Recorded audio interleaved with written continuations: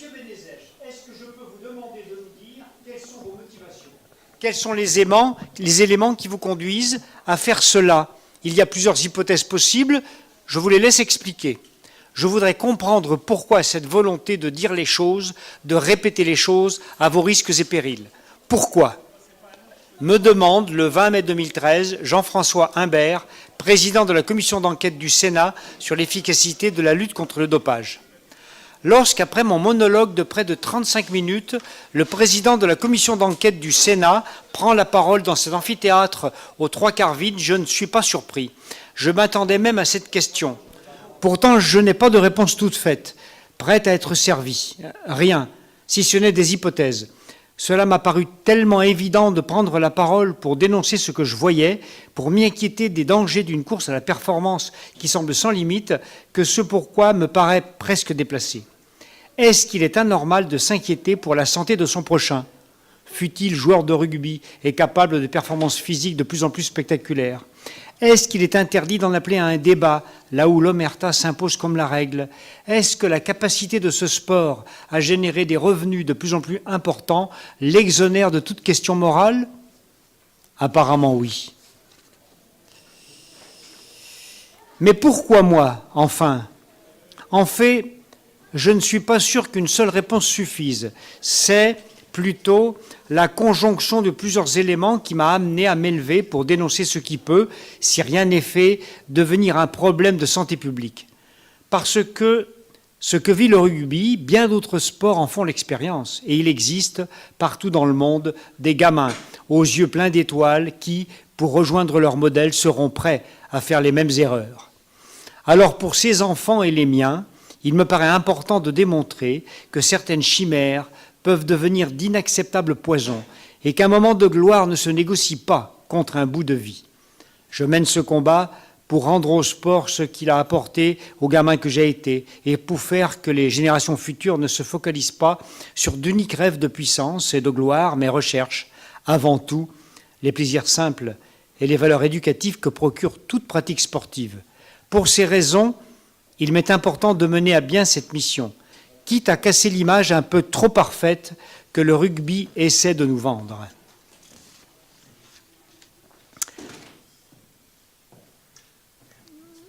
Je continue, quelques extraits.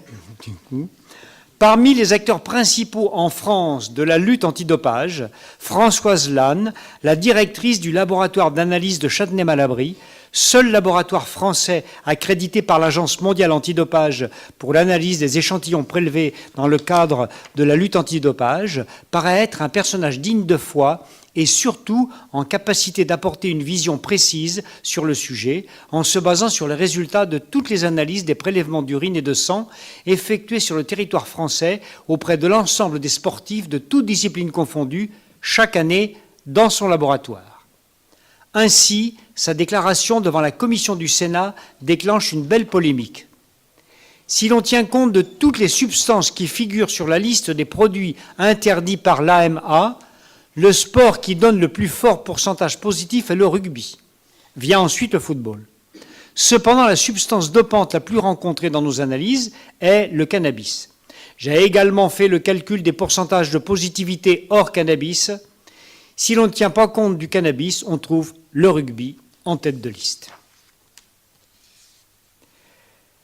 Mais un matin, alors que je travaille à mon bureau, le téléphone sonne. C'est Damien Ressiaud. Il assiste au colloque sur le dopage qu'organise en ce début mars le Sénat pour faire suite à leur commission d'enquête. Il l'a redit. Quoi, qui? Il l'a redit. Mais quoi, mais qui? Bagat. Bagat. Oui. Il l'a redit? Oui. Les corticoïdes? Oui. La cocaïne? Oui. Les lundis, mardis, mercredis? Oui. Mais pourquoi? Pourquoi quoi? Mais pourquoi il l'a redit? Mais j'en sais rien. Personne ne lui demandait rien. Et là, à la tribune, pendant son intervention, il a à nouveau parlé du problème rencontré par le rugby avec les corticoïdes et la cocaïne, avec des prises les lundis, mardis, mercredis. Voilà, je vous laisse. Merci beaucoup. C'est passé. Merci pour cette lecture, donc effectivement qui était issue de l'ouvrage qu'a rédigé monsieur. Alors on dit Bénézek ou Bénézèche Bénézèche, et donc qui pourra être acheté là-haut dans l'espace librairie, et je crois que vous restez pour une séance de signature ensuite. Voilà. Merci à tous les trois d'avoir accepté notre invitation pour le 4e salon des livres de lanceurs d'alerte. Nous sommes très heureux de vous accueillir, d'autant que là nous avons 2 lanceurs d'alerte et une personne qui connaît très bien la problématique des lanceurs d'alerte autour de cette table. Alors je vais vous présenter très très rapidement. Monsieur Christophe Basson, vous êtes donc un ex-coureur cycliste professionnel. Vous avez démarré dans le VTT et en 1999, alors que vous courez le Tour de France, vous dénoncez les pratiques dopantes du peloton dans une tribune parue dans le Parisien. Face aux pressions de vos coéquipiers, de vos adversaires, de Lance Armstrong directement, vous finissez par abandonner ce Tour de France. Donc vous avez brisé l'omerta et vous en avez subi les conséquences et les représailles. C'est en ce sens que vous êtes un lanceur d'alerte. Vous indiquez souvent ne pas en vouloir aux coureurs cyclistes des années 90 qui vous ont, je cite, volé des victoires. Vous êtes l'auteur d'un ouvrage qui s'appelle Positif et qui a été publié chez Stock également en 2000, je crois. Et depuis la fin de votre carrière sportive, vous avez décidé d'orienter votre carrière professionnelle vers la lutte antidopage au sein d'une direction régionale jeunesse et sport. Donc nous aurons l'occasion de revenir sur ce parcours professionnel assez singulier. Alors, Madame Marie-Georges Buffet, vous êtes actuellement députée de Seine-Saint-Denis et étiez ministre en charge de la jeunesse et des sports sous le gouvernement Jospin entre 1997 et 2002. Époque, du point de vue du sport, qui a été émaillée par de nombreuses actualités, notamment l'affaire Festina durant le Tour 98. Donc, vous étiez en fonction à cette époque. Vous êtes partisane d'une lutte ambitieuse contre le dopage et vous avez notamment laissé une loi en 1999 qui constitue encore aujourd'hui la pierre angulaire de la lutte antidopage. Et vous plaidez pour une parole politique qui soit forte sur les questions de dopage et vous nous expliquerez pourquoi aujourd'hui. Monsieur Bénézèche, vous êtes un ancien joueur professionnel de rugby, avez porté le maillot du 15 de France à de nombreuses reprises dans les années 90 et vous avez participé à la Coupe du Monde 1995 où vous étiez demi-finaliste, je crois. Donc vous avez décidé de briser le silence, vous aussi, non pas sur le dopage, mais sur ce que vous appelez l'accompagnement médicalisé de la performance. Donc vous nous expliquerez un petit peu les nuances entre ces différentes notions. Et vous êtes l'auteur d'un livre dont on a lu un extrait qui s'appelle « Rugby, où sont tes valeurs ?», publié chez La Martinière en 2014. Vos révélations à cette occasion ont bousculé le milieu sportif et notamment le monde du rugby. Vous y évoquez entre autres la diffusion des hormones de croissance, vous vous interrogez sur l'amélioration de la performance physique dans un contexte d'allongement des saisons et d'élévation du rythme de l'activité des rugbyman professionnels. Et vous pensez également avoir utilisé, sans le savoir, de la cortisone durant votre carrière. Voilà, alors j'ai une toute première question d'introduction qui s'adresse en particulier pour l'instant à Monsieur Basson et à Monsieur Bénézek et qui est un petit peu le fil rouge de tout ce que ce salon essaie d'avoir un intérêt particulier. Quelle est votre démarche pour qu'un jour vous décidiez que rendre public ce que vous voyez de votre milieu professionnel soit rendu nécessaire. Comment on en arrive un jour à décider de rendre public des informations qui, on le sait, vont avoir des conséquences très très lourdes. Je vous laisse la parole, Monsieur Basson, si vous voulez. Allez, bonsoir tout le monde. Ben, en fait, moi personnellement, c'est insupporté. Le mensonge m'insupporte en fait. Faire montrer sur le paraître, etc., et montrer l'opposé de la réalité, je peux pas. Et donc c'est du naturel. Et c'est vrai que moi, dire la vérité à l'époque, je considère pas avoir eu du courage en fait, parce que je m'étais construit une vie qui m'a permis à un moment donné de faire ce que j'avais envie de faire et d'être libre dans mes actes et mes dires en fait, et mes pensées. Donc à partir de là, et puis il faut savoir que juste avant il y a eu quand même l'affaire Festina, où là finalement on m'a plus dénoncé que moi j'ai pris la parole. C'est-à-dire on m'a dénoncé lorsqu'il y a eu l'affaire, comme quoi je me dopais pas dans l'équipe, donc du coup on est venu vers moi, alors qu'avant personne ne venait vers moi. Personne ne venait me demander mon avis lorsque j'étais simple petit cycliste, je dirais, dans l'équipe Festina. Et à partir de là, je me suis vu avoir un devoir par rapport à annoncer, à donner la vérité à tout le monde, parce que face à avoir des gens qui sont trompés par un milieu où il y a que des gens finalement qui agissent dans l'intérêt général ou qui se protègent en fait. Hein. C'est pas automatiquement négatif que d'agir, d'aller à l'encontre de l'intérêt général.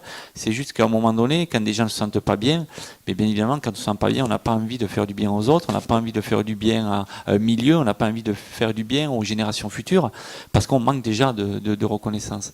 Et donc à partir de là, moi c'était totalement le contraire, j'étais bien dans ce que je faisais, et il était totalement naturel, étant donné que moi j'étais heureux, que j'essaie de rendre encore plus heureux les futures générations. Donc, j'ai pas pris des risques. Honnêtement, j'ai pas eu l'impression. C'est vrai que quand j'y étais, après j'ai senti la pression, j'ai senti que d'entrée, je mettais ma carrière entre parenthèses et voir qu'elle allait se terminer rapidement. Mais c'était pas le plus important en fait. Je crois que je rentrais à la maison, quand je me brossais les dents le soir, finalement j'étais assez fier de ce que je faisais. Merci beaucoup.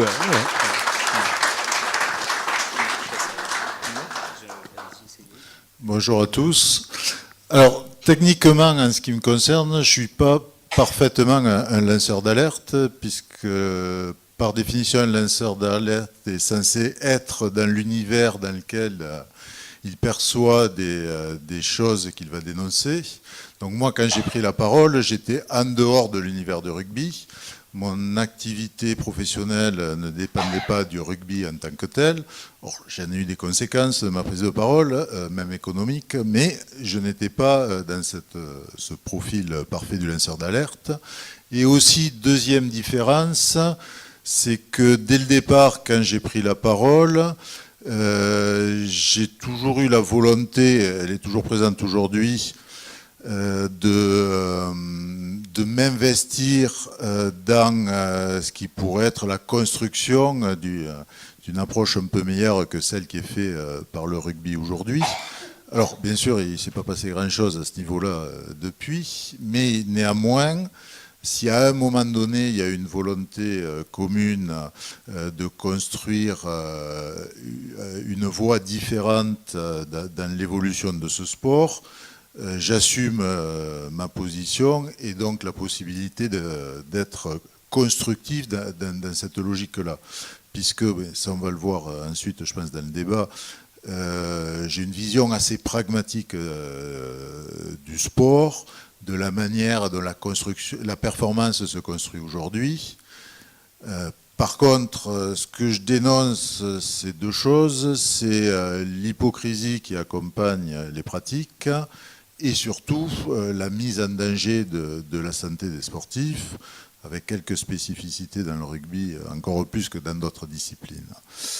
Et pour finir de répondre à la question, je dirais quand j'ai décidé de prendre la parole et d'énoncer certaines choses, je l'ai fait parce que j'ai pensé que j'étais dans une position qui, moi, me permettait de le faire. J'étais en dehors du sport. J'avais une vision globale et une analyse qui me semblait assez complète des choses et qui avait cette évidence que face à la fuite en avant qui était en train de connaître ce sport, il y avait besoin que quelqu'un prenne à un moment donné la parole.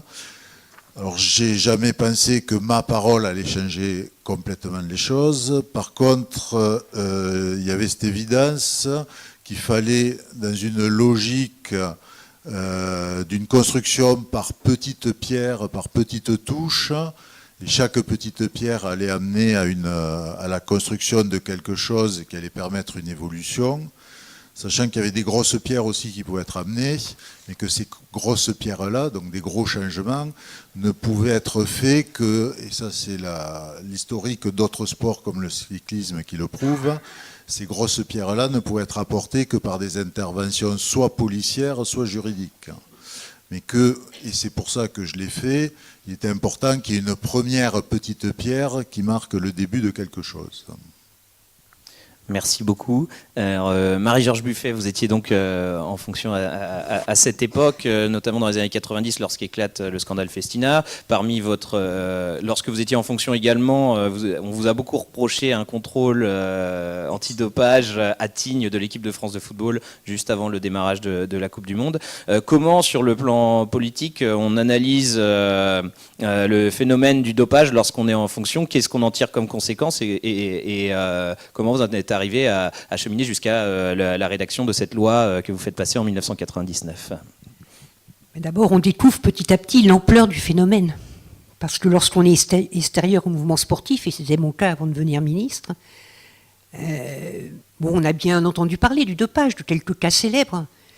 Mais c'est quand vous découvrez petit à petit qu'il ne touche pas simplement le haut niveau, mais qu'il touche aussi des pratiques amateurs, qu'il touche aussi des gamins ou des gamines. Vous prenez l'ampleur du phénomène. Et puis la deuxième chose, c'est qu'il y avait déjà une réglementation, la loi de 94 de M. Bambuc.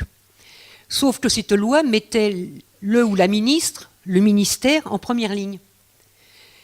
Et bien évidemment, vous êtes une personne publique et vous êtes en responsabilité directe de la lutte contre le dopage.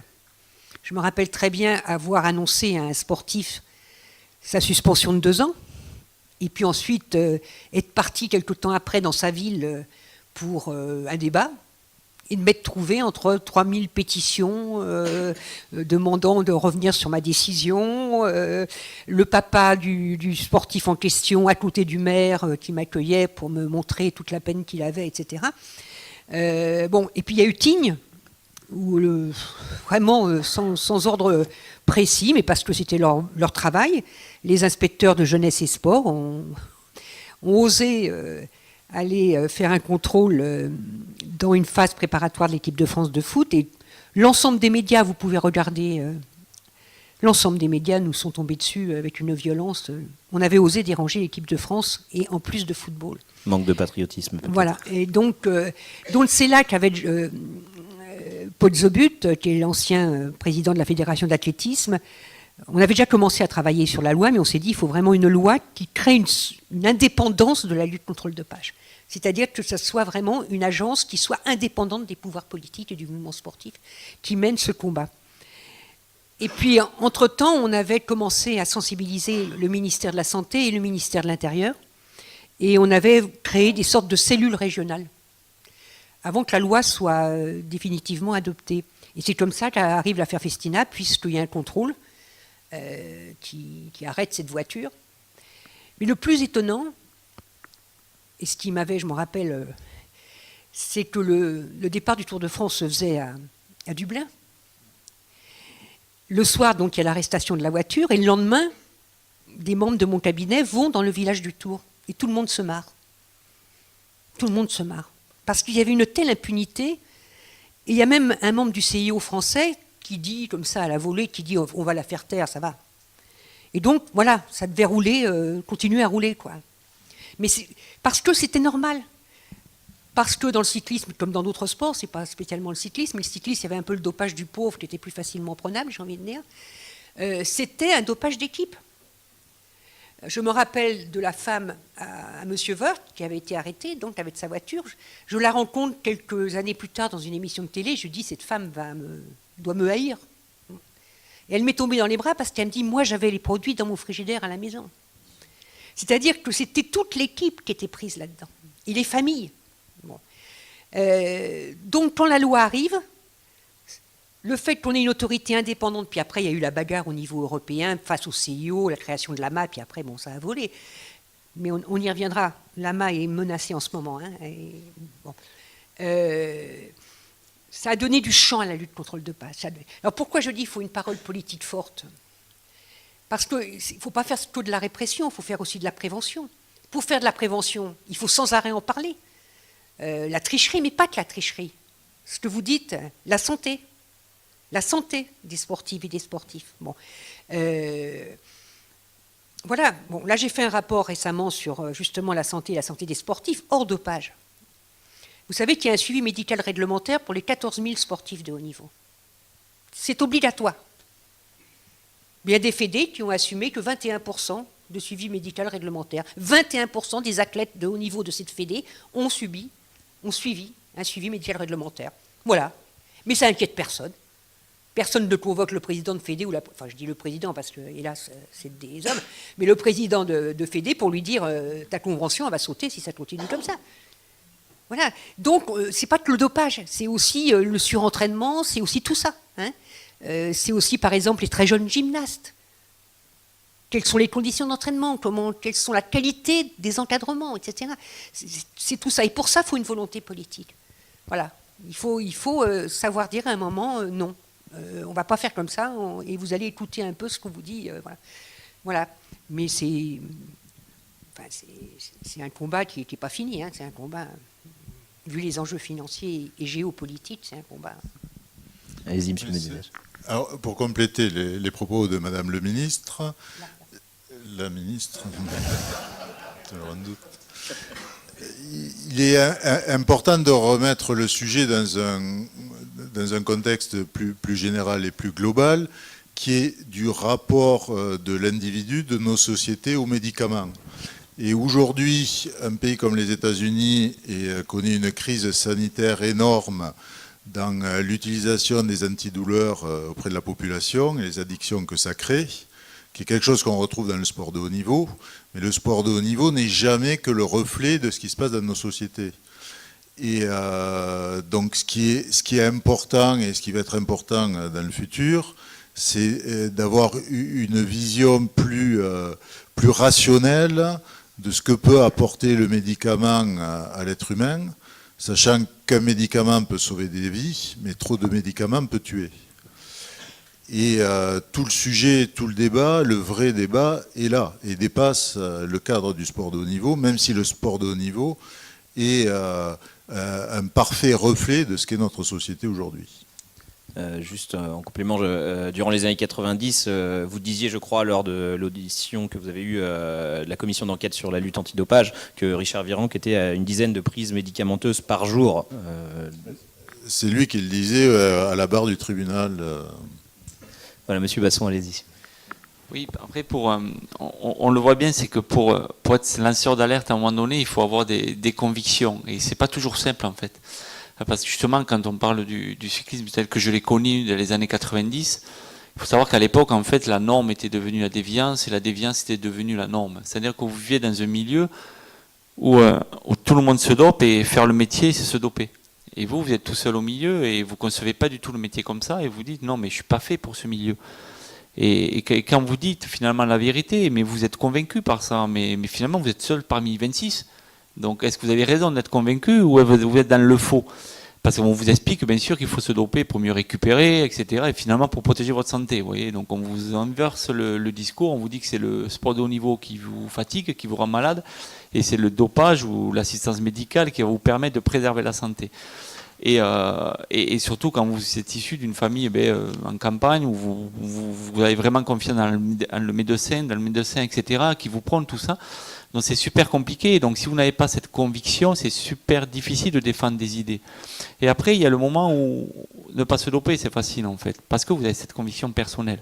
Là où ça devient compliqué, c'est quand vous allez à l'encontre d'un mouvement, à l'encontre d'un milieu. Où là, vous commencez à prendre la parole et que vous mettez à dos, parce qu'en plus, quand vous parlez, les gens voient le mal qui est en eux en fait. Quand ils écoutent ce que vous dites, ils comprennent ce qui n'est pas bien chez eux. Et jusque-là, vous rentrez en confrontation. En confrontation où là, honnêtement, moi, je n'étais pas prêt. Je n'étais pas prêt quand ça arrive vraiment sur le Tour de France. J'étais pas prêt. Au bout de 15 jours, j'ai craqué nerveusement. J'ai fait 6 mois de dépression derrière. Je ne pouvais plus. J'étais super fatigué. Parce que la confrontation, ça dure un temps. Quand vous avez un milieu contre vous, vous ne pouvez pas tout supporter. Et je me suis rendu compte, ça c'est en travaillant, en discutant avec différentes personnes, quand je cherchais à comprendre ma démarche et mon évolution et ma carrière, je me rends compte qu'au début, je résiste contre le dopage. Ensuite, je me confronte à tous ces gens. Et ensuite, ce qui m'a sauvé finalement dans ce milieu, c'est que j'ai continué à être lanceur d'alerte, mais dans la compassion. Alors, c'est super étonnant ce que je vous dis, mais c'est-à-dire qu'à un moment donné, quand vous êtes dans la confrontation, vous avez l'impression d'avoir face à vous des gens qui vous veulent du mal. Et donc, vous allez en remettre et vous êtes dans la bataille. Quand vous êtes dans la compassion, vous avez face à vous des gens qui sont mal, qui sont pas bien. Et s'ils font comme ça, c'est parce qu'ils sont pas bien.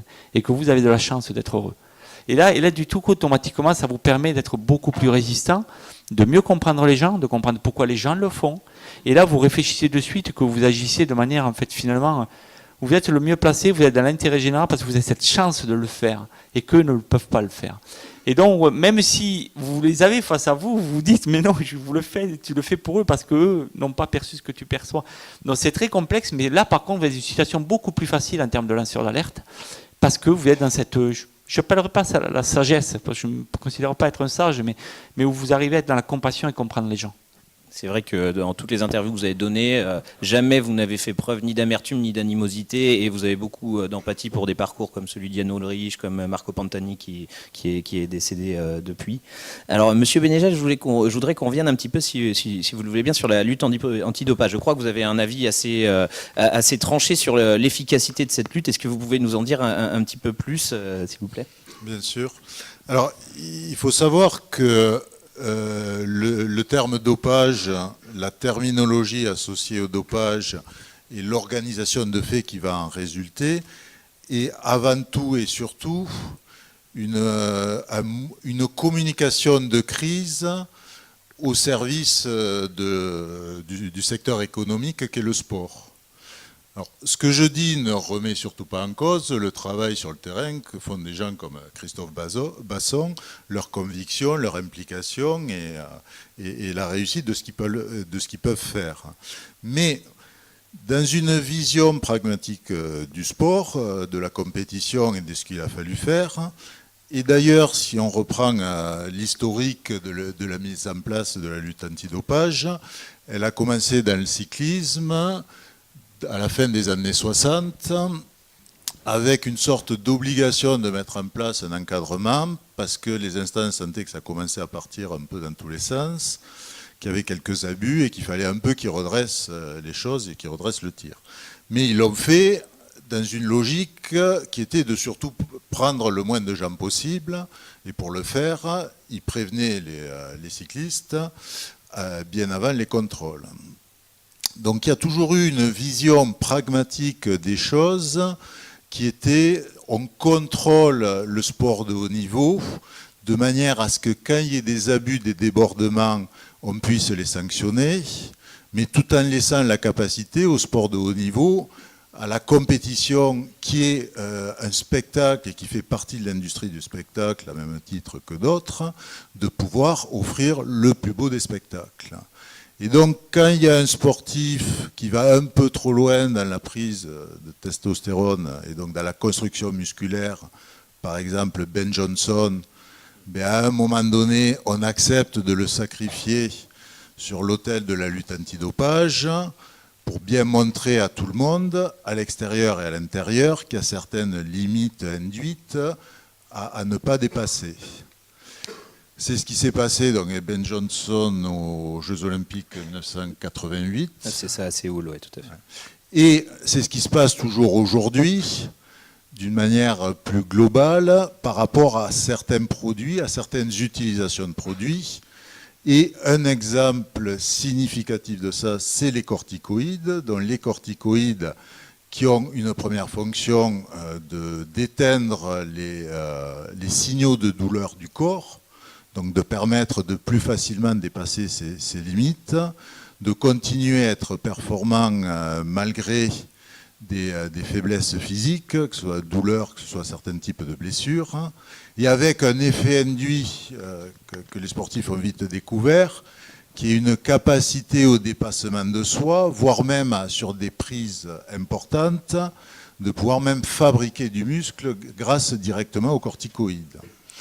Et donc, dans cette vision pragmatique de la lutte contre le dopage, les corticoïdes ont semblé être la bonne solution pour permettre aux sportifs de continuer à monter leur niveau de performance, tout en étant beaucoup plus répressifs sur d'autres produits. C'était une sorte de négociation de dupes.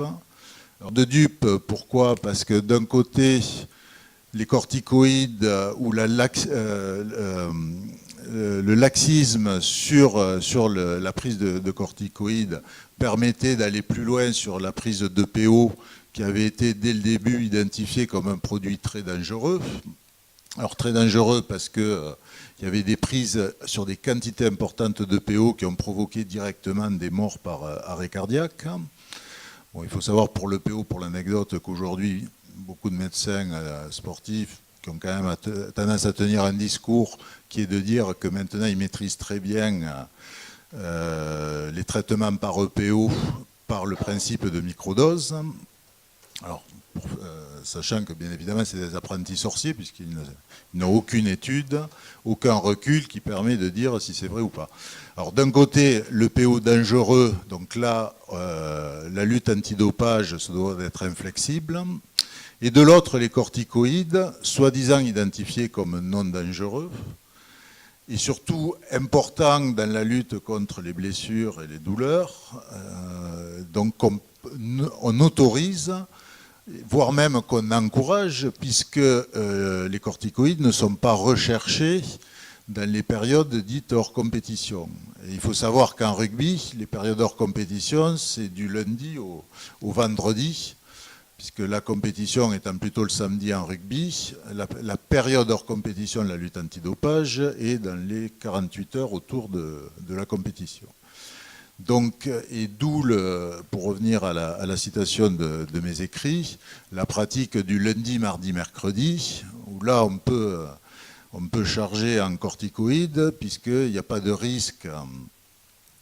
Il n'y a pas de risque de détection puisqu'il n'y a pas de recherche, même en cas de prélèvement sur ces 3 jours de la semaine.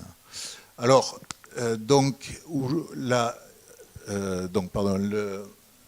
l'approche par l'antidopage, par la lutte contre le dopage, est une logique d'accompagnement du sport de haut niveau ou amateur, avec des garde-fous plus ou moins forts et plus ou moins efficaces. Et donc, pour répondre à une autre question que vous m'avez posée tout à l'heure, moi je n'ai surtout pas voulu rentrer dans cette logique-là quand j'ai pris la parole, parce qu'elle ne me concerne pas, et puis surtout je connais les pièges dans lesquels elle entraîne, parce qu'une fois que vous êtes rentré là-dedans, vous êtes rentré dans tous les débats, est-ce qu'il est positif, est-ce qu'il n'est pas positif, est-ce que le contrôle était bien fait, enfin, une technicité autour du contrôle qui va noyer le vrai sujet et vous empêcher de vraiment débattre des sujets importants. Donc moi, dans mon approche et à ma prise de parole, je me suis focalisé sur 2 choses. Le seul sujet qui m'intéresse, c'est la protection de la santé des sportifs. Et donc, le seul moyen d'aborder ce sujet, c'est de parler de la médicalisation ou de l'accompagnement médicalisé de la performance sportive et des risques que cet accompagnement présente. Et donc, quand je parle des corticoïdes, peu m'importe le moment et les prises, et le moment où les corticoïdes sont pris, ce qui m'intéresse, c'est les risques qu'ils présentent pour celui qui les prend. Merci. Donc, si je comprends bien, du lundi au vendredi, on a un dopage de préparation indétectable et qui est plutôt le contraire du dopage de compétition. Alors, même si c'est les mêmes prises de médicamenteuses. Alors, je ne vais pas rentrer techniquement dans ce débat, mais si vous êtes très bien préparé, il n'y a plus besoin de dopage de compétition, comme vous dites. D'accord. Madame Buffet, j'imagine que vous voulez peut-être réagir à ce regard, puisque ça pose également des questions d'équité sportive, si on n'est pas juste sur le point de vue très pragmatique qui est le vôtre, Monsieur Benezech. Là où je suis d'accord, c'est si on n'est que sur la lutte antidopage, c'est une course sans fin. C'est une course sans fin de nouveaux produits, c'est une course sans fin, etc. Donc il faut s'attaquer aux causes profondes de cette pratique, qui peut être soit l'instrumentalisation politique du sport, et là on arrive à des dopages d'État, et on pourrait citer quelques pays assez célèbres en la matière, Sochi, Russie. Passé ou présent, ou parce que le sport représente la diplomatie de l'État, on est prêt à tout avec la santé des sportifs et des sportives. On est prêt à former des milliers de jeunes à partir de 5 ans, des milliers de gosses dans des camps extraordinaires, etc.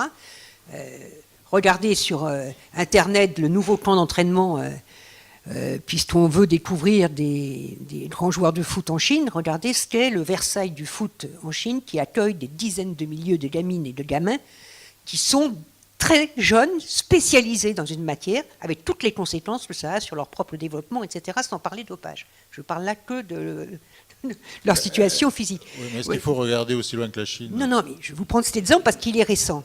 Il est récent. Instrumentalisation d'État ou instrumentalisation de la victoire.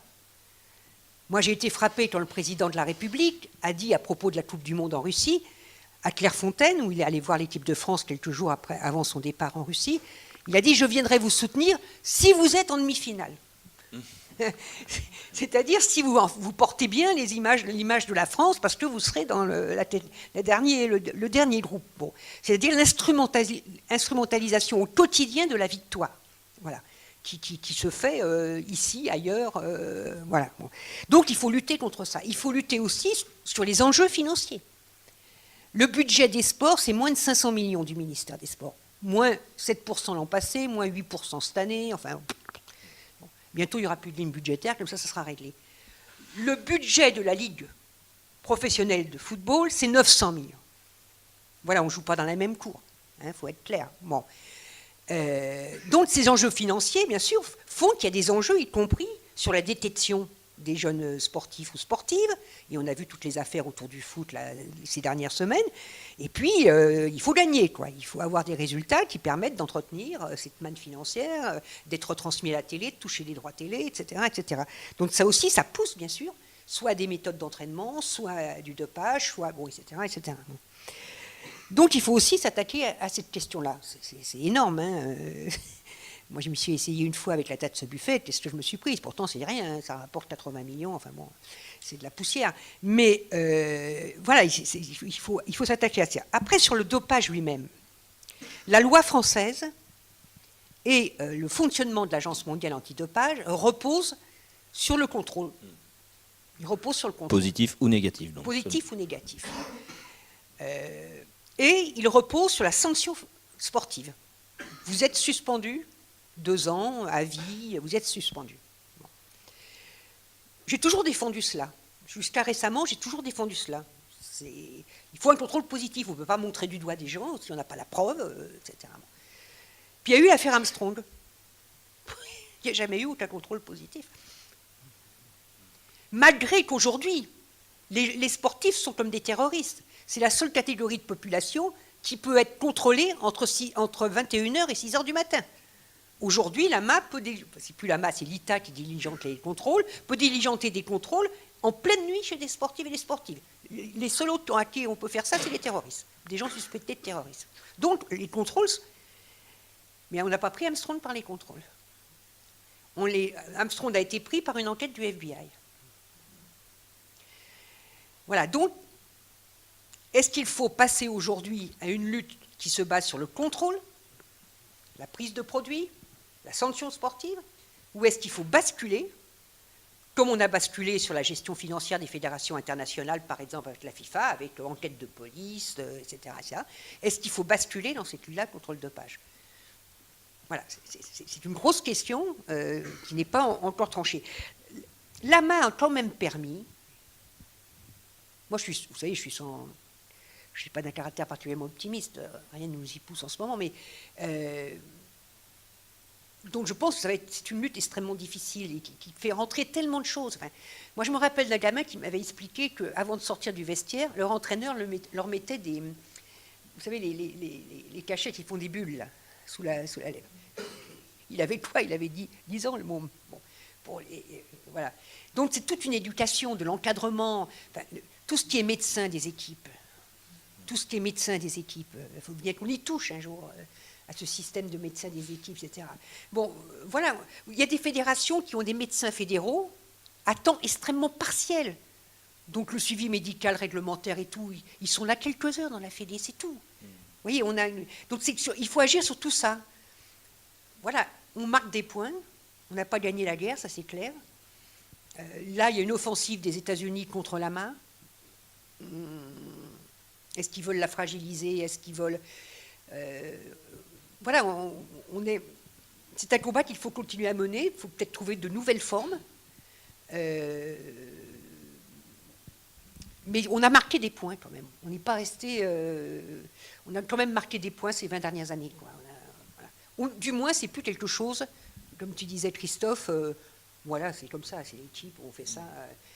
Voilà, au moins on a marqué ce point-là. Christophe Basson, quel est votre regard sur la lutte antidopage et est-ce que vous pouvez nous expliquer quels sont les grands enjeux de prévention dans cette lutte antidopage que vous connaissez particulièrement ? Oui, c'est vrai que la lutte s'oriente de plus en plus, les contrôles, etc., vers vraiment le contrôle de l'équité sportive et pas la santé des sportifs. On s'oriente de plus en plus vers le plus haut niveau et finalement, au niveau international, ils ne s'inquiètent pas trop de tout ce qui est le sport amateur. Et pourtant, c'est bien là que ça démarre. Et justement, comme c'est un peu le sujet, quand on parle d'omerta, moi j'ai vraiment l'impression que même l'omerta est plus dangereux. C'est beaucoup plus dangereux que le dopage en lui-même. Pourquoi ? Parce que c'est comme ça d'ailleurs. Moi, quand j'interviens, je fais des préventions prévention du dopage, des conduites dopantes. Je parle quasiment pas de dopage. J'essaie de ne pas en parler du tout, parce qu'en fait, le dopage en est juste une conséquence. Ce que j'essaie de faire en tout cas, c'est apporter la liberté, la capacité aux jeunes à avoir la liberté de pouvoir briser l'omerta. Ça veut dire qu'en fait, moi je sais que j'ai réussi à briser l'omerta à un moment donné, parce que tout simplement je me sentais libre, mais libre parce que j'ai réussi à me rendre libre. Moi, la liberté, il ne faut pas croire qu'on ne fait que nous l'enlever, il faut être capable de se la préserver ou de se la construire.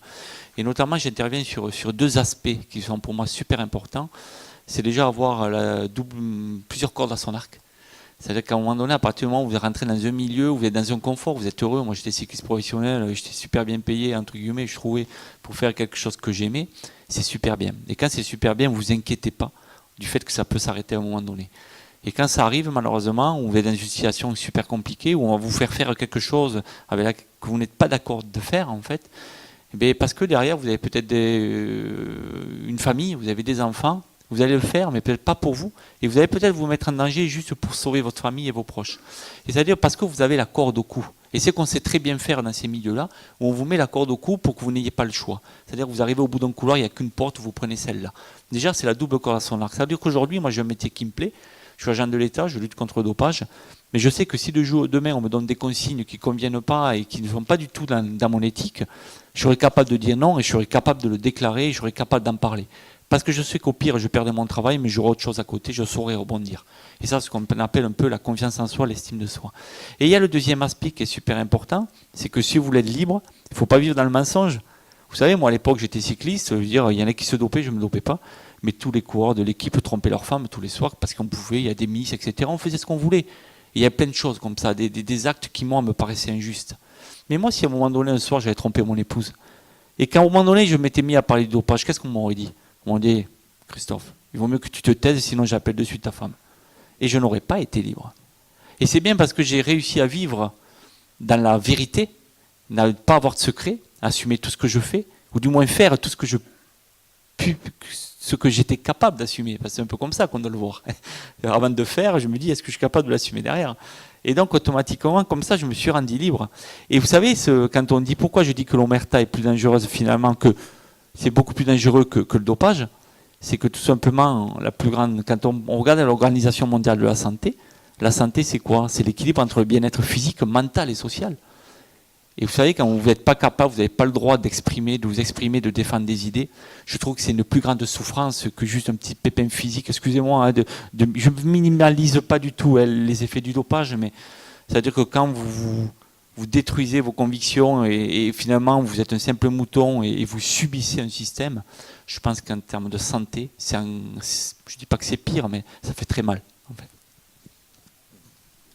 Monsieur Benezech, est-ce que vous voulez dire un petit mot sur l'omerta également et comment on peut éventuellement essayer de lutter contre et rendre plus ouverte la parole dans les différents domaines sportifs, quel que soit les sports et quel que soit le domaine, le niveau de performance, hein, c'est important de le souligner. Si j'avais la réponse à cette question, ça pourrait peut-être faire... Enfin, je pense que je l'aurais dit parce que ça aurait été un sujet intéressant. Ce que Christophe exprime bien, c'est que le fait de passer le cap de l'omerta, c'est une prise de conscience personnelle qui va donner la force d'assumer ses convictions et d'aller au bout. Ce qui est effectivement est pas du tout le cas. Et donc j'ai eu une expérience intéressante grâce à ma prise de parole, c'est que Donc, peu de temps après mon interview dans le journal Le Monde, j'étais, je ne sais pas si c'était convoqué ou invité par le syndicat des joueurs professionnels et son président Serge Simon à venir m'expliquer devant eux. Et en fait, la manœuvre, c'était de me mettre une pression physique, puisque j'étais en face d'eux, pour m'obliger à modérer mes propos et à faire une sorte de mea culpa devant la presse qui attendait de l'autre côté de la porte. Donc c'était une expérience qui m'a enrichi, parce que tout ce qui tue pas rend plus fort, mais bon, qui était un moment un peu difficile à la longueur, mais qui était intéressant à plein d'égards, et notamment par le message que m'ont fait passer, donc il y avait entre 80 et 100 joueurs professionnels qui me faisaient face, dans un amphithéâtre, et donc le message qui me faisait passer, il était pour moi clair et évident, c'est ne nous emmerde pas, ce qu'on a et comment ça se passe nous va très bien, parce que on est performant, c'est de moins en moins difficile de faire ce qu'on fait, et on gagne de plus en plus d'argent, et on est de plus en plus on est idolâtré par de plus en plus de gens, donc pour nous tout va bien. Alors manque de bol pour eux, ça c'était en 2013. Depuis, il y a quand même quelque chose qui s'est passé dans le rugby. C'est la profusion et la succession des commotions cérébrales et toutes les conséquences que ça peut avoir, notamment par rapport aux joueurs et à leur approche de ce sport. Parce qu'autant il y a cette évidence qu'au joueur rugby qu'il va y avoir des séquelles physiques au niveau des articulations et éventuellement musculaires, avec cette idée qu'on va faire des mauvais vieux. Mais là, quand on commence à toucher à la boîte crânienne et au cerveau, d'un coup ça change un peu la perspective. Et donc je ne sais pas s'il tiendrait à nouveau ce discours. Je sais que... Alors après, j'ai eu des échanges de manière un peu plus individuelle qui montraient bien que et pas tous dans cette logique-là, qu'ils étaient effectivement pris par un mouvement de fond auquel il était difficile d'échapper, ce que décrit très bien Christophe, mais aujourd'hui avec quand même une crainte et une évidence beaucoup plus grande sur les risques, sur leur santé. Je ne pense pas que le rugby, enfin je suis même sûr que le rugby n'est pas prêt à casser cette logique de l'omerta, du déni de réalité, mais ça va prendre du temps. Mais à un moment donné, enfin, vu la fuite en avant du rugby qui est un raccourci en très peu de temps, ce qui s'est passé dans d'autres sports sur une période beaucoup plus longue, il y a effectivement de quoi s'inquiéter. Avant de passer la parole au public pour quelques questions, Madame Buffet, peut-être Christophe, vous voulez ajouter ? Ouais, Madame Buffet, quel est votre regard sur, pas seulement le dopage, mais l'intégrité du sport professionnel et notamment les sports qui génèrent actuellement le plus de revenus ? Est-ce qu'on est plutôt sur une tendance inquiétante ou plutôt une tendance qui donne à penser que la situation va s'améliorer ? Non, je ne pense pas que la situation va s'améliorer. Parce que le pouvoir public va perdre encore de sa force. Moi, j'avais pu utiliser l'arme atomique en retirant, par exemple, l'agrément à la fédération d'haltérophilie. La fédération avait dû se reconstruire club par club, parce qu'il y avait encore un pouvoir public qui était en capacité d'agir et qui était face au mouvement sportif dans un rapport tout à fait amical, mais avec les conventions, avec des moyens quand même d'agir auprès des fédérations. Aujourd'hui, le ministère des Sports s'est considérablement affaibli. Son personnel, qui avait des métiers, qui était un personnel militant, a été rattaché à une direction des personnels mélangés à la solidarité, à l'égalité des chances, etc. Donc dans les préfectures, les agents départementaux et régionaux de jeunesse et sport peuvent être envoyés contrôler un vétérinaire ou n'importe quoi. Puis les métiers ne sont plus reconnus, donc il a perdu son personnel. Il risque de perdre, vous l'avez entendu, ses cadres techniques, puisqu'il semblerait, dans la nuit de mardi à mercredi, vers 2h30 du matin, je lui reposais pour la énième fois la question. La ministre m'a dit qu'elle ne pouvait pas me répondre sur le statut futur des cadres techniques. Or, les cadres techniques, c'était quand même un moyen d'être dans les fédérations et de veiller à la qualité de l'encadrement, de veiller à tout cela. S'ils sont payés par les fédérations, leur rôle va se modifier automatiquement. Bon. Et puis, on a créé... personne ne le sait, parce que ça se fait par voie réglementaire. L'Assemblée, nous n'avons pas du tout été consultés. Mais bon. Ils sont en train de mettre en place une agence nationale du sport. C'est une proposition de ce truc qui s'appelle CAP 22, qui est un comité mis en place par ce gouvernement ou le précédent, je ne me rappelle plus, pour réduire la fonction publique. Et donc le CAP 22 a proposé qu'il n'y ait plus de ministère des Sports et que ce soit l'agence qui gère tout ça. Donc il n'y aura plus de politique publique du sport. Voilà, il n'y aura plus de politique publique du sport, ça va se décider au sein de l'agence avec, comme ils disent, j'aime bien cette expression, les agents économiques, collectivités, etc. Donc je ne vois rien de très positif dans tout cela. Si, un truc positif, et je m'arrête là, parce que si vous voulez, c'est que pour la première fois depuis très très longtemps, le mouvement sportif a bougé. Moi j'ai fait énormément de débats à l'initiative des clubs locaux, etc. Le mouvement sportif, d'un seul coup, s'est dit, mais on a les JOP, on nous a dit il y aura l'héritage, puis en fait d'héritage, d'accord, on aura le bassin olympique en Seine-Saint-Denis, c'est très bien, je m'en félicite, mais enfin bon, il faudrait surtout qu'on ait beaucoup de piscines en Seine-Saint-Denis, mais il n'y aura plus rien dans les 6 ans qui préparent aux JOP, c'est-à-dire c'est un non-sens, c'est un contresens politique, c'est pas la peine d'avoir les JOP si on ne fait plus rien pour le sport dans les 6 ans qui nous séparent des JOP. Bon. Voilà, donc non, je ne vois pas trop d'étoiles dans le ciel, mais ça ne m'empêche pas de me battre. Allez-y, Laurent, vous vouliez ajouter quelque chose? Ouais, enfin, pour répondre à votre question, je pense qu'il est intéressant de faire un déroulé historique des pratiques et de voir où on en est aujourd'hui sur le dopage. Donc, le dopage, de manière globale, a toujours existé, mais il s'est concentré notamment sur les années 60 autour d'un dopage de la compétition, notamment avec les amphétamines, qui était un booster au moment de la compétition. Donc il y avait cette approche assez basique, assez simpliste et basique, puis qui a commencé à évoluer, notamment dans les années 70, avec la prise de produits qui permettaient de construire le corps, donc notamment la testostérone. Et donc l'approche a commencé à se tourner vers l'entraînement. Et d'un coup, il y a un axe de développement qui a paru évident aux sportifs, c'est que si on construisait la performance à l'entraînement, ça allait se traduire encore plus en compétition. Donc il y a eu la testostérone, c'est rajouté l'hormone de croissance, qui avait aussi cette évidence dans la construction de la performance physique, et notamment au travers de la récupération. Puis est arrivé avec les années 90 une véritable révolution avec le PO, parce que le PO, pour faire simple, d'un âne, ça en faisait un cheval de course. Et il y a quand même quelques exemples de gagnants du Tour de France qui l'expriment très bien. Pour ne pas le citer, Björn Ries, plus on prenait de PO, plus on devenait un cheval de course, et celui qui en prenait le plus était plus performant que les autres. Alors que, notamment les amphétamines, les valeurs étaient à peu près les mêmes pendant les compétitions. Et donc, bon, le PO, avec tous les risques que ça a présenté, a amené une réaction des pouvoirs publics. Et donc, il a fallu revenir un peu en arrière. Et c'est là où rien n'a été abandonné sur le reste. Mais un autre axe de développement s'est fait notamment avec les corticoïdes, avec cette capacité, parce qu'il y avait cette évidence.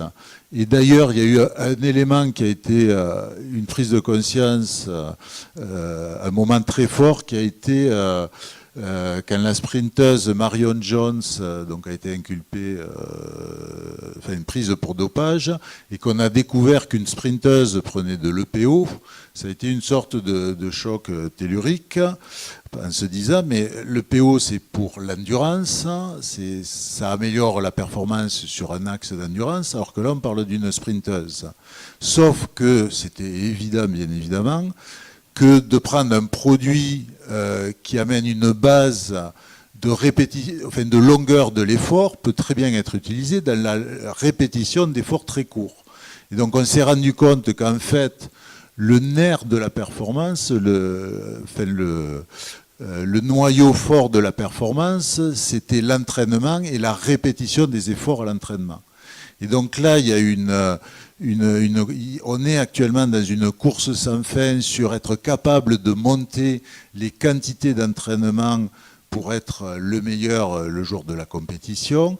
Et donc aujourd'hui, on est arrivé à un niveau de pratique qui est que maintenant, un certain nombre de sportifs prennent des antidouleurs, dont le tramadol, qui est le plus connu, et qui, je ne dis pas bizarrement par hasard, n'est pas sur la liste des produits interdits par l'AMA. Et là, il faut en revenir à mon intervention de tout à l'heure, dans l'encadrement des pratiques.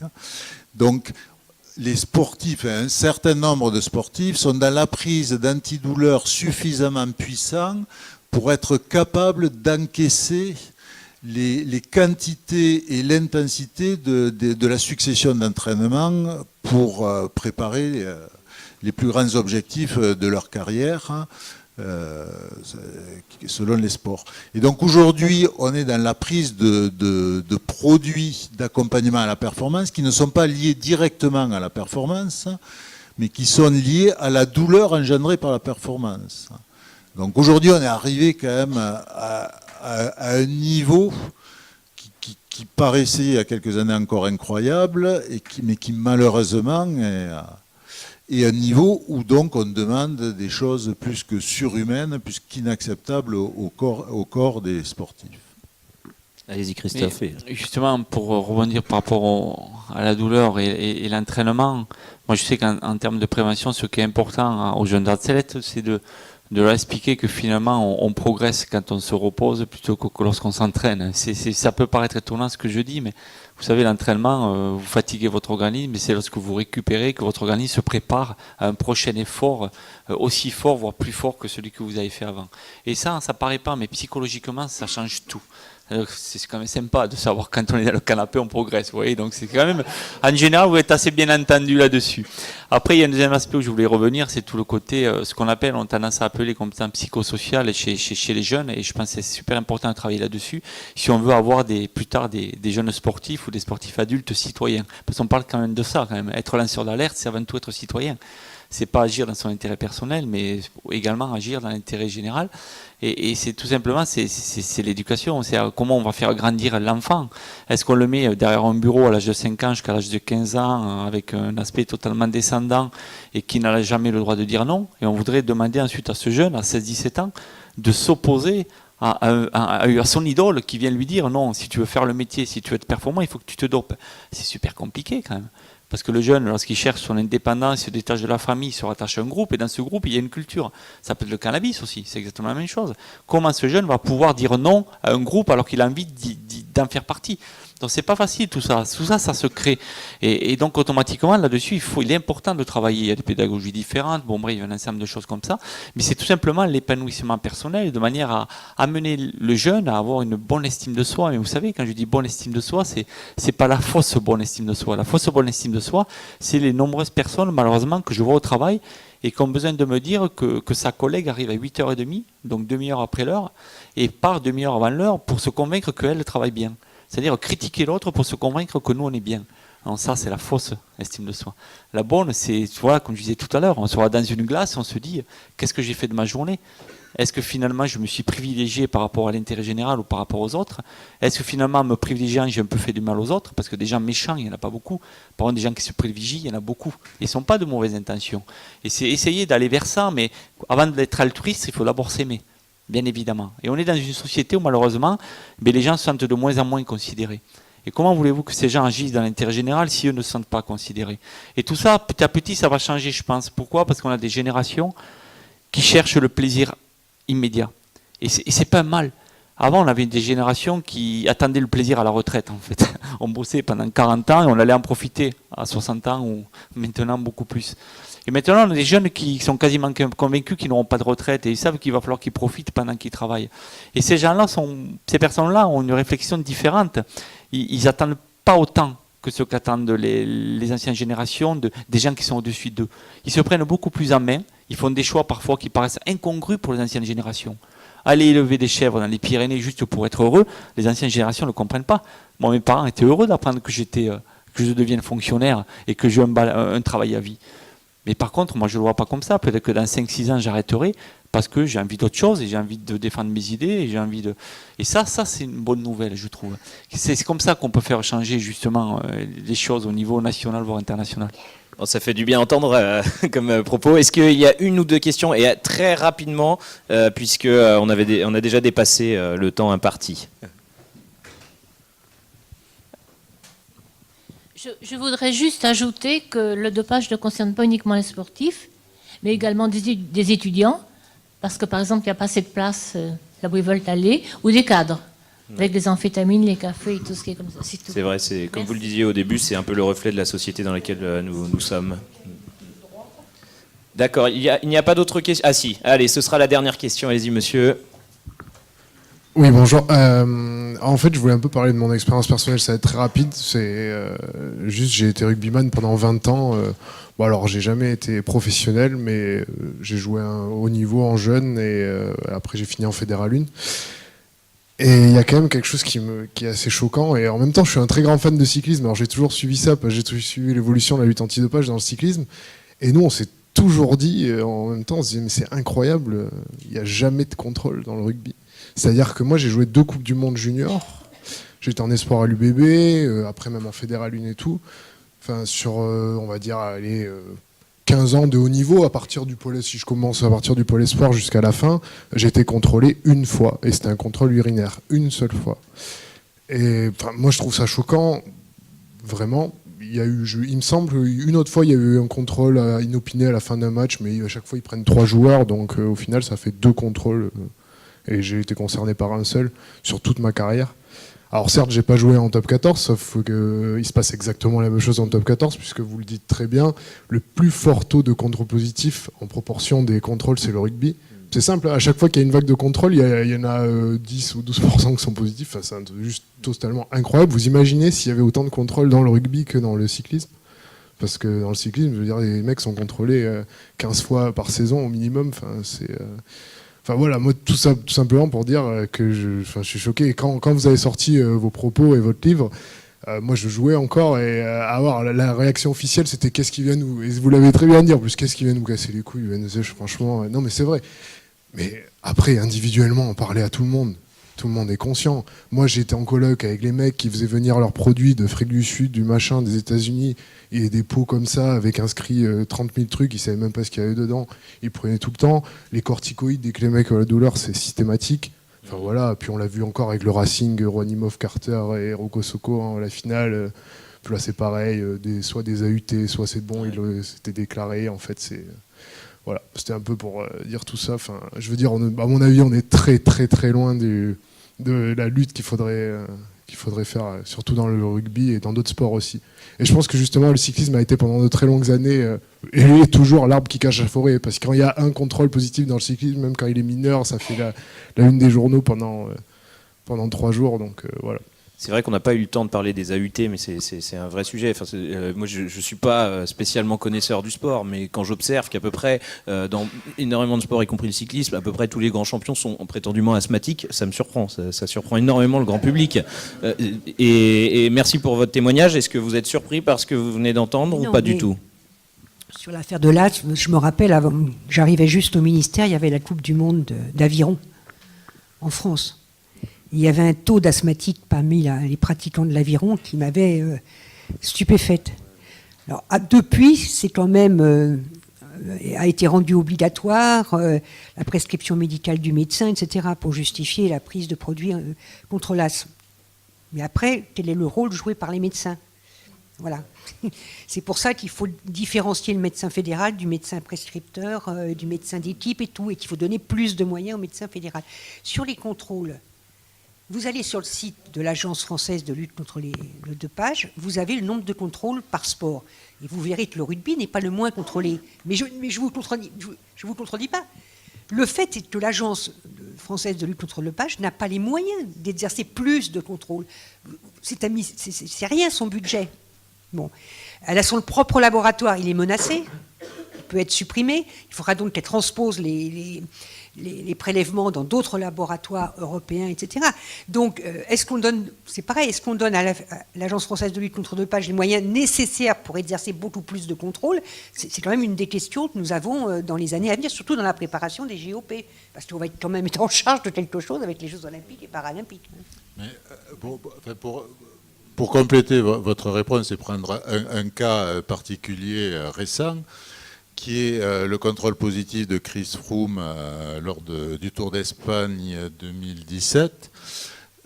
Personne, et pour cause, n'a posé la question essentielle et fait l'expertise qui devait être faite, qui était de commencer par vérifier si Chris Froome était bien asthmatique, comme cela a été déclaré. Mais il fallait, ça, s'il y avait bien une chose à ne pas faire, c'était surtout ça. Mais et juste pour là-dessus, je m'occupe de Nouvelle-Aquitaine. En Aquitaine, Nouvelle-Aquitaine, le rugby est le sport le plus contrôlé et largement. Bon, c'est vrai qu'on est quand même bien concerné, le Grand Sud-Ouest. Mais avec une petite anecdote, c'est que tout simplement le budget de l'UBB est à peu près, l'Union Bordeaux-Bègles, le rugby est à peu près de 26 millions, je crois, de 23 millions. Le budget de la FLD, chargé des contrôles, est de 10 millions. Donc elle doit s'occuper de tous les clubs, de tout au niveau national. Donc on doit s'occuper de toutes les disciplines, tous les sports. Au niveau de la France. Donc vous calculez vite.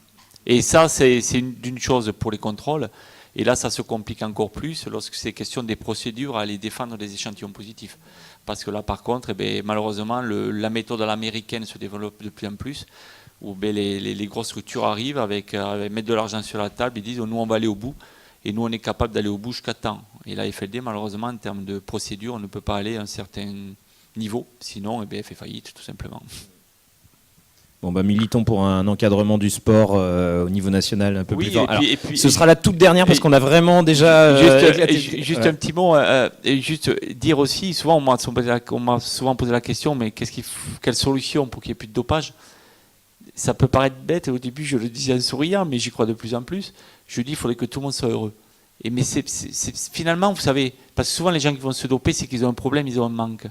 Mais auprès de combien de jeunes on essaie de les faire réfléchir à ce qu'est être heureux? C'est super, on ne le fait pas en fait. Vous vous rendez compte que les jeunes au début ils grandissent avec le mode être heureux qu'on leur a inculqué, que les parents leur ont inculqué. Mais les faire réfléchir sur ce qu'est être heureux, au début, qu'est-ce que vous allez voir des ados, ils vont vous dire c'est avoir de l'argent, une belle voiture, une belle femme, excusez-moi, ou un bel homme, j'en sais rien. Mais c'est vraiment très basique. Mais c'est super important en fait. Et peut-être que dans ce cas-là, les actions seront différentes derrière. Merci Christophe Vasson. Alors, très rapidement. Alors, ça marche, oui. Moi, je trouve que c'est un peu injuste de s'en prendre au sport. On est dans une économie marchande. Dans une économie marchande, on légitime, on rend quasiment moral le profit. Le profit transforme la société et au lieu d'avoir des relations humaines, transforme la société en une barbarie, en imposant la domination des marchands, du profit, du bénéfice, en fabriquant. Je pense à ça tout d'un coup, le discours du général de Gaulle du 1er mai 1950. On ne va pas aller trop loin quand même tout simplement, dans la tout simplement, l'économie marchande est une économie qui provoque l'affrontement entre les riches et les pauvres, qui permet l'affrontement et qui permet aux gens riches, en fait, d'être riches parce qu'ils sont des dominants, des exploiteurs, des parasites sociaux. Et le sport fait partie de cela. Et c'est certainement, effectivement, une dimension importante, mais là, malheureusement, on n'a plus le temps de la traiter. Je voulais remercier chaleureusement... Non, parce que le sport... Non, il n'y a pas le sport, il y a des pratiques sportives à différents niveaux, etc. Pour un individu et pour une société, c'est un peu comme la culture. Voilà, nous avons besoin, pour être heureux, comme dit si bien Christophe, pour du bien-être, on a besoin d'apprendre, de construire, de faire, de créer. Et puis on a besoin aussi d'être bien dans sa peau, d'avoir un bon rapport avec son corps et tout. Donc le sport, c'est aussi un élément de construction de l'individu. Et d'émancipation. Mais bien sûr, moi je le... Voilà, d'ailleurs, si on supprimait le ministère de la Culture, toute la France serait en ébullition. On va supprimer le ministère du Sport, tout le monde s'en fiche. Mais je veux dire, c'est...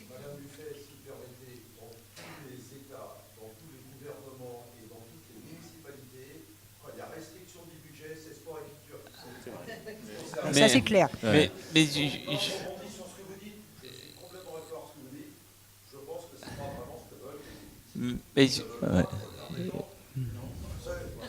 Ouais, mélangeons pas le brave maire qui essaye de faire ce qu'il peut dans sa ville avec certaines élites quand même. Après, savoir distinguer le sport regardé, le sport pratiqué, c'est totalement différent. Est-ce que le sport est fait pour être regardé? Est-ce qu'il est fait pour être pratiqué?